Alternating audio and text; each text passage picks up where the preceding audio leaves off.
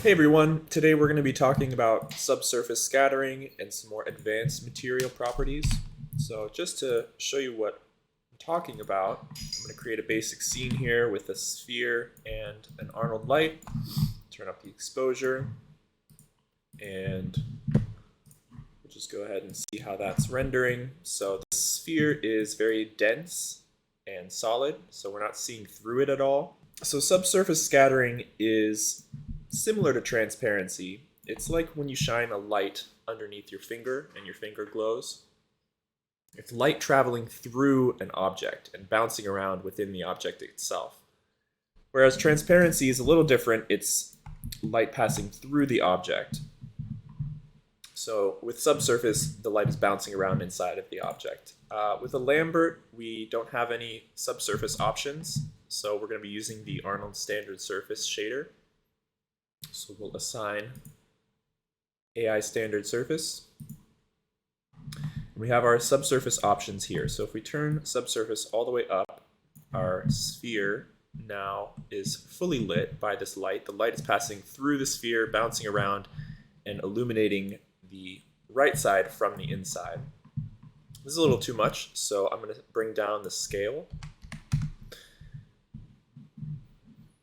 So now it's a little more subtle. We're still getting that light bouncing around, and we're getting a lot of noise because subsurface needs a lot of samples because this light is bouncing around inside the sphere, and we need to feed it a lot of samples to reduce this noise. So let's go ahead and in our render settings, under Arnold Renderer, we'll turn up our subsurface samples to 6. Save a snapshot of this. Obviously, the more samples you render, the longer it'll take, but this is already looking much better than our first version, so I'm just going to leave it at 6 for now. And probably when I render, I'll bring my camera AA up to 4 or 5. So subsurface pretty much takes over the base color. So the subsurface color here is what you would want to use in place of your color. So we can actually turn off this base value, and so this subsurface color, if we're doing something like skin, like a head, this would be skin colored, and then the radius is the actual color of the subsurface. So this would be something like red, because when you like the inside of your body is red, I guess, orangish. So this is the color we want to have illuminating from inside. So now we're getting sort of a more skin-like appearance. So those are the basics of the subsurface, and the Arnold standard surface actually has a bunch of really great presets right here, and skin is a preset. So if we just hit replace on that, you'll see it sets those color values, it sets subsurface weight to 1, and a bunch of other values, some roughness values, and it adds a coat, which is like an extra layer of specular on top. So if I render this now, it's looking very lit, and that's because the scale got set back to 1, so I'm going to set that back down to something like 0.2. And I'm pretty happy with how it looks. I would say that looks kind of like a finger with a flashlight behind it. So with those basics established, let's go ahead and bring in our head.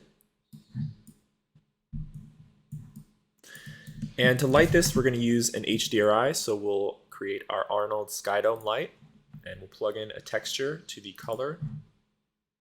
We'll use a file, and the file is right next to our textures. It's this beach HDRI. So we've got a very strong light coming from the back, from the sun, and then just kind of a rocky ocean fill. So let's just go ahead and, without any textures applied, see what we get here. So he's already being lit quite nicely. And now we're going to work on his materials. So I'm just going to start out by saving my snapshots as I go so I can kind of compare my progress. I'm even going to lock my camera here so I don't accidentally change perspective, so we can go back and forth between these screenshots. So first thing I want to do is apply the Arnold standard surface shader. And I'm just going to go ahead and apply the skin preset because that'll give us a good starting point. And see how that looks. So he's very pale and very subsurfacey. So this light is really coming through. You can see a lot of the noise samples coming through the light, which is coming from the back and illuminating the front of his face. So I really want to bring down this scale to something like 0.2. And you can really see how it's affecting this ear. This is something that you would see a lot in real life with thinner objects like ears or fingers with light shining behind them. You would really see the radius color coming out with light directly behind it. So this is a really good way to kind of measure your subsurface. So like I said, our subsurface color is taking the place of color. You can see that when we applied our skin preset, it brought the weight of the base color down to 0. So we're completely ignoring this tab. I'm just going to close this tab out. So our color is this attribute right here. And they've actually got some more presets here. We can change different skin types or other subsurface objects like an apple. Have a bunch of preset colors for those, but we actually have a texture for our guy. So I will apply a file from our textures, and we're just plugging in the base color texture. There's no specific subsurface color texture.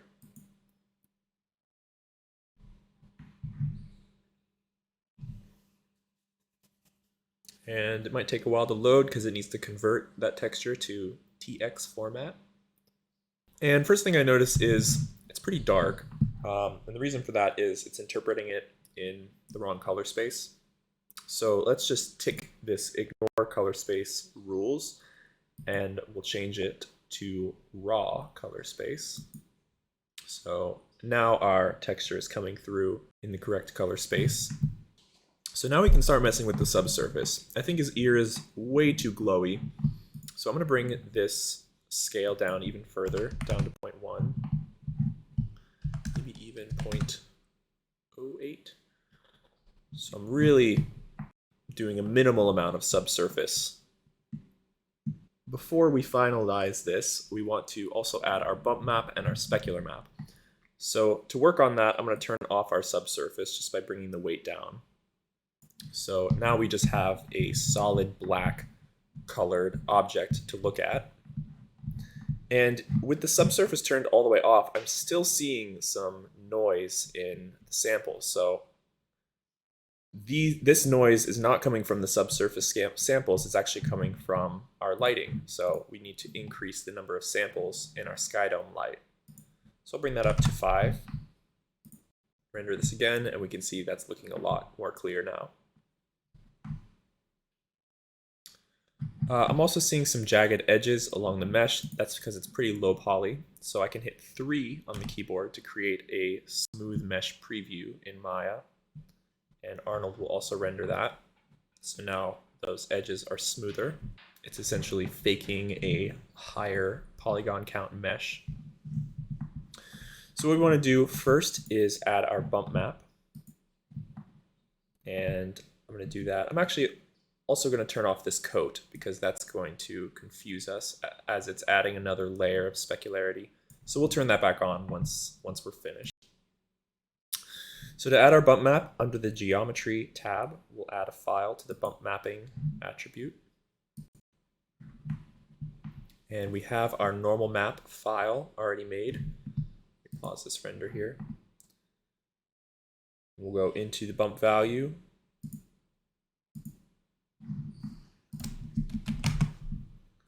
And we'll grab our normal map.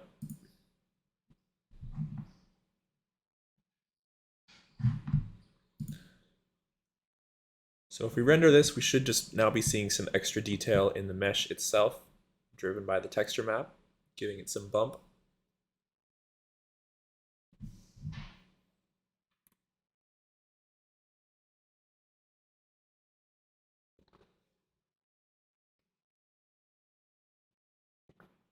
There we go. and it's playing way too much. So let's reduce our bump amount just by hitting the back button here. We'll go to this bump depth and I'll set that to around 0.1. And it's very subtle, but all these things come together to make a really good looking image.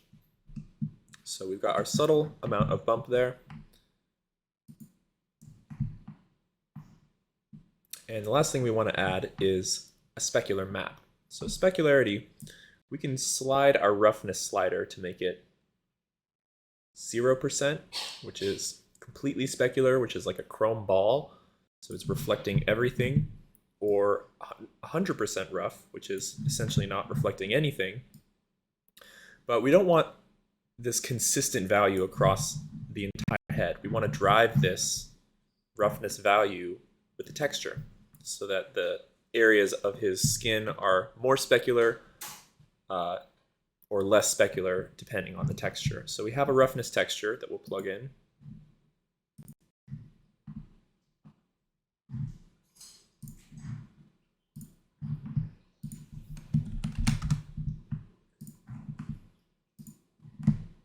And Arnold's a little tricky. You can see it's not really playing. It's kind of looking like it did when the roughness was at 1. So the way it works is Arnold is looking in the alpha channel for this roughness information. If I pull up my hypershade and expand my material, you can see our roughness here is plugged into specular roughness, but it's the alpha channel, not the color channel. So this roughness texture, it's just a black and white image, so there's only a value of 0 to 1 that it could be influencing, but that data is stored in the RGB color channels, not the alpha channels. So all we need to do is hit a little tick box in our file settings under color balance saying alpha is luminance. So now it's pulling the alpha amount from the color values. So now we should be seeing our specular amount being driven by the texture, so we're getting that detail back again. And it looks pretty similar to the bump, but there is a difference. The bump is actually modifying the shape of the mesh, whereas the specular map is affecting how rough certain areas of the mesh are. So putting those together and bringing the subsurface back,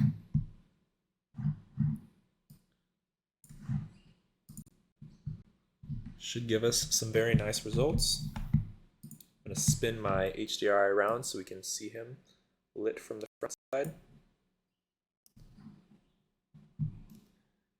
And you can see that specular is a little too strong. He kind of looks wet at some points. So I'm going to modify the texture a little bit. And we do have some ability to modify these textures in Maya without having to go and edit the texture itself.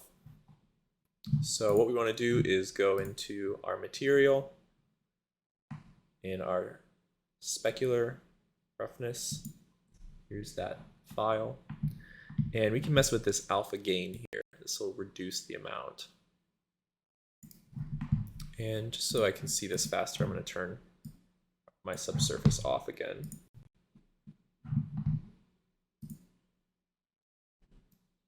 So I'm going to bring the alpha gain up, spread it out a little bit. And then I think I also want to bring the alpha offset up a little bit. It's just getting a little too highlighted. There we go. It's starting to spread out a bit. Yeah, I think that looks good. So I'll restore my subsurface. And also go ahead and apply the same material to these eyes. It already exists. I just didn't give it a name, which I should totally do.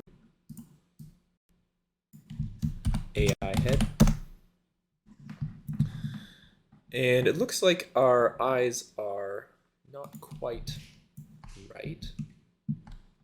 So I'm just going to select the faces on the outside of the eye here. But I'm going to give them their own material, just a simple thong, which is a shiny, and make it transparent. And let's how that looks. There we go. Now we can see his eyes underneath.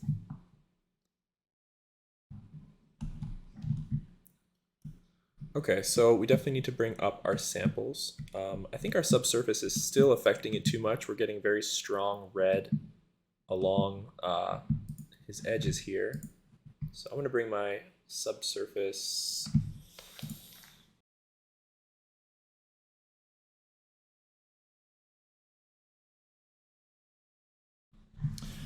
looking quite nice. And let's bring up our samples now to really see.